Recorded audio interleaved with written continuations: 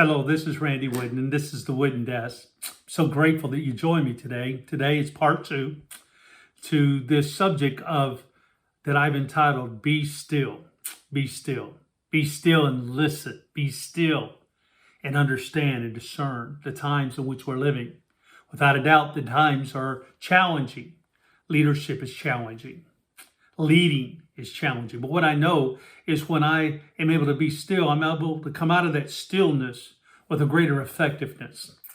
So as we continue this series, I think it's important to realize that even scientific research has proven that immediately when we listen to someone, that 50% of it is lost.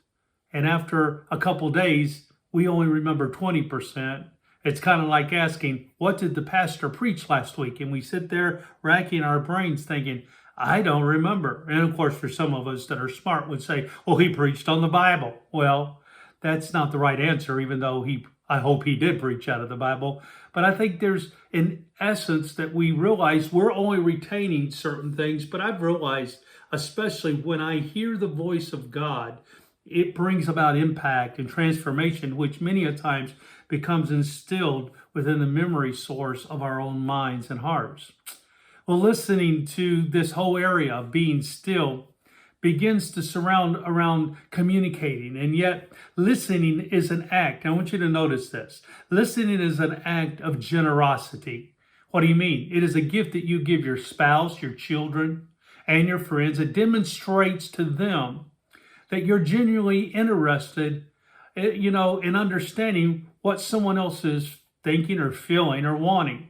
Listening builds trust and respect. I wonder how God sees us in the essence of being still and listening to Him. I really believe that it's important to have a listening ear that is open, that our minds might grasp what God is telling us during this season. That is utterly important for us to see. But part of this is being able to remove what I call the white noise out of our lives.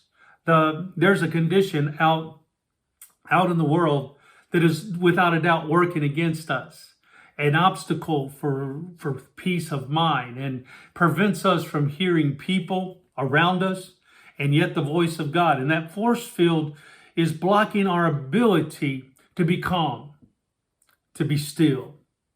It is to have the capacity to pray and to reflect and to appreciate every day is important. But the biggest, what I would say, obstacle, and I would say the area we need to beware is this area of distraction. Distraction. More than ever, our lives are frantic, technology saturated, and filled with every kind of interruption, with over 300 million cell phones going off, tweets and snaps and all the different things that are coming in from all of the sources of communication. What I'm realizing more and more that it is becoming ever difficult to hear. It is ever difficult to be still, to get ourselves in a place of stillness. See, I think it was Amy Carmichael who said, if you refuse to be hurried and pressed, if you stay your soul on God, nothing can keep you from that clearness of spirit, which is life and peace. It is the stillness you will know. You will know where His will is. Wow, well said and well stated. Over 600 television stations, over 4.2 different illicit sexual websites on the internet are indeed interrupting pop-ups and advertisements, internet shopping. I could go on and on and on. Our kids are particularly wired for distraction. I mean, I have grandkids, and I literally have a grandson, and I love him to death, who will say, Papa, I've called you so you can watch me play computer games. And I've actually sat there and watched him play a game on the computer while I'm just sitting there saying nothing, but I'm with him. Now, that's not my favorite thing to do. I would rather have the interaction, and we do have interaction. But I'm finding out more and more that it's important for us to realize that we ourselves are distracted. How many times have we sat down and looked at a family, they all have electronics in their hand? You know, it's not that the parents forget they got a 6-year-old at the table, but they themselves are distracted with what's going on in their phones. Driven by distraction. Our minds aren't being stimulated. They're overstimulated by what I call the constant media and communication flood. Just like Genesis 7:24 said, the waters covered the earth for 150 years.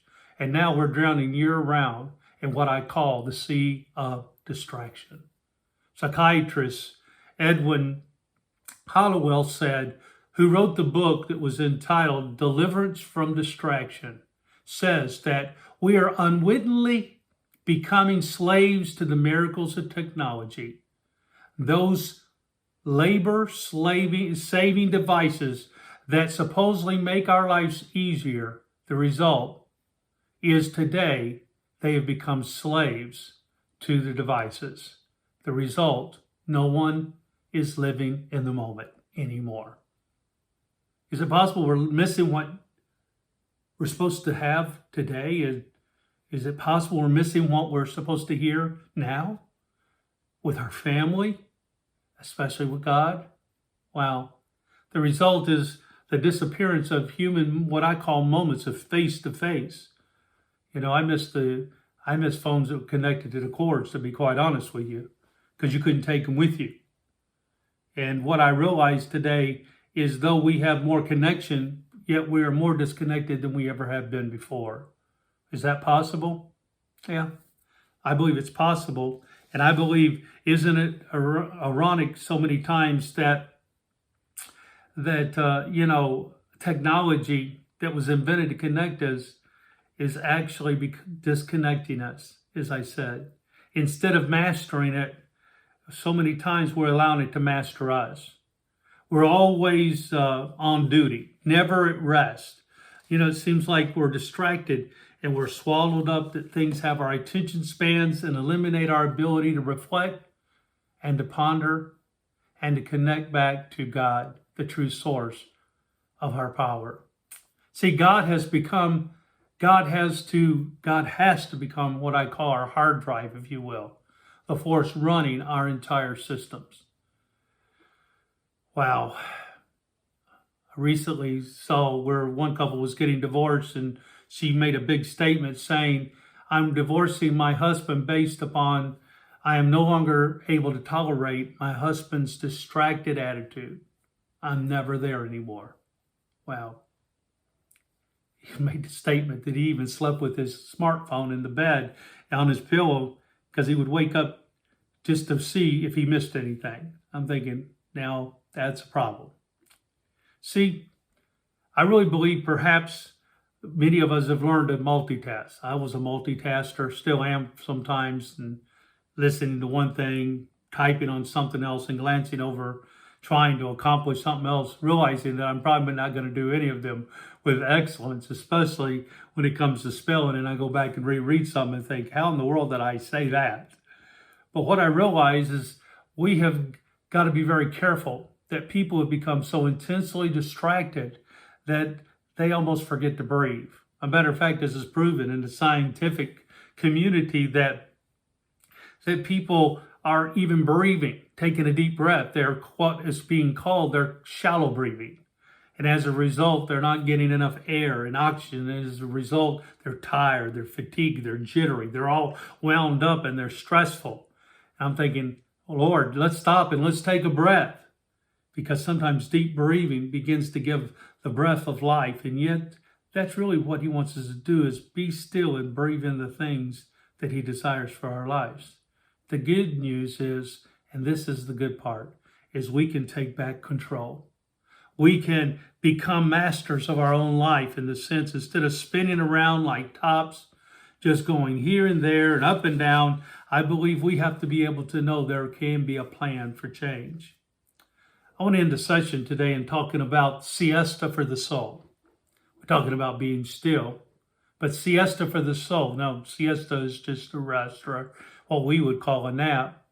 But I know the true solution is for us to stop, listen to the most powerful voice there is.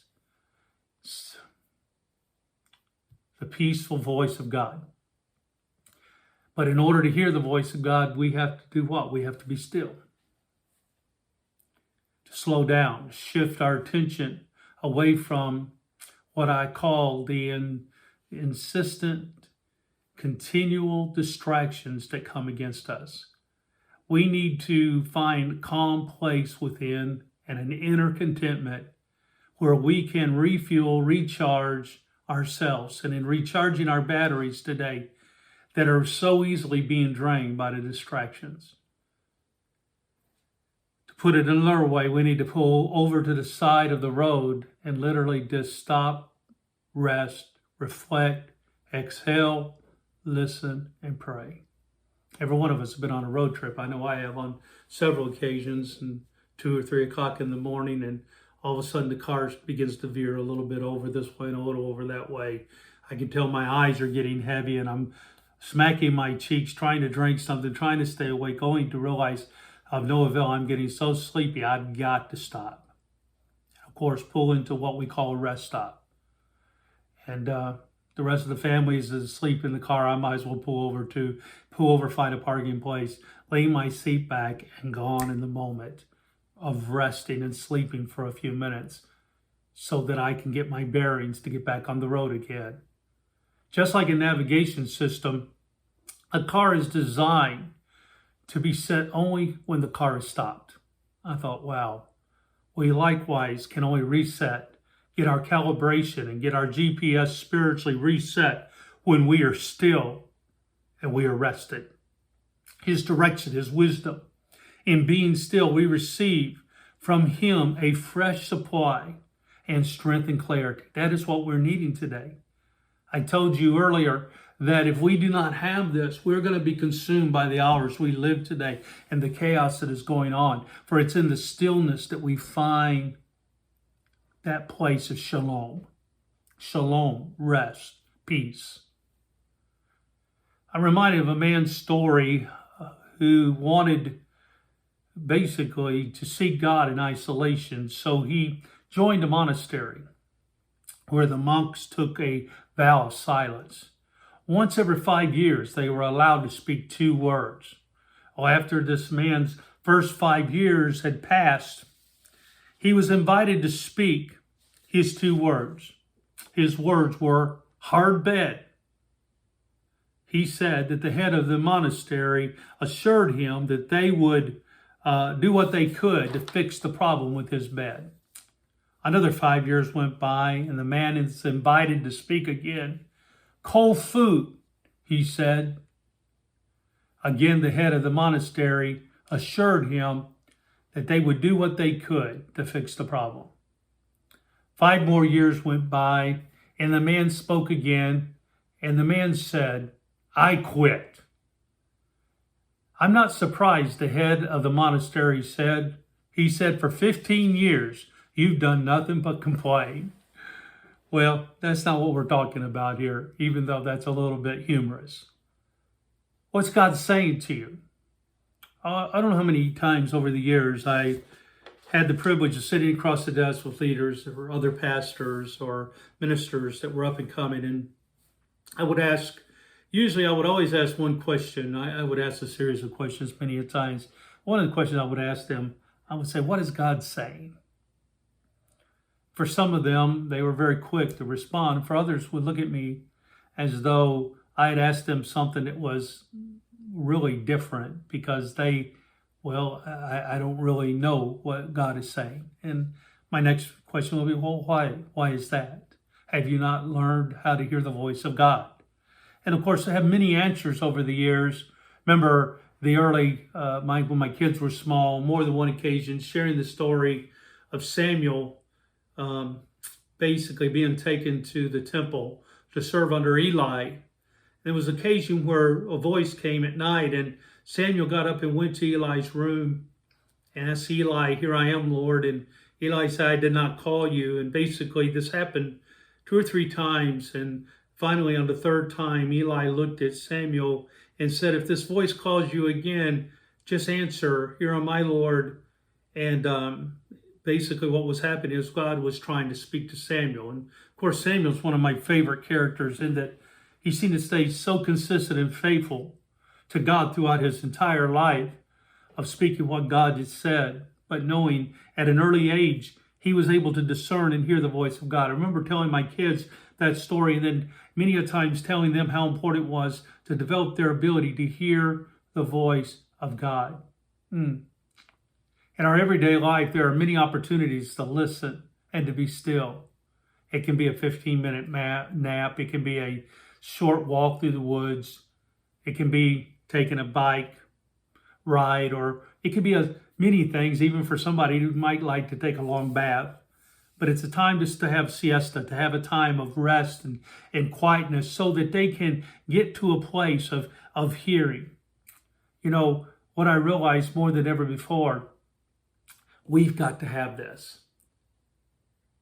As I continue this series, I'm encouraging you to be still, to be still. Maybe you and your team need to take a retreat, and the first day needs to be spent in silence. Everybody listen to God. What is he saying? And come together and discuss what God is saying. Because I really believe those are the things that truly bring revelation and rest to our lives. I pray this series is being a blessing to you. I look forward to what God is going to speak in our next episode. I pray that the kingdom of God be enlarged in you and around you. God bless you is my prayer. Have a great day.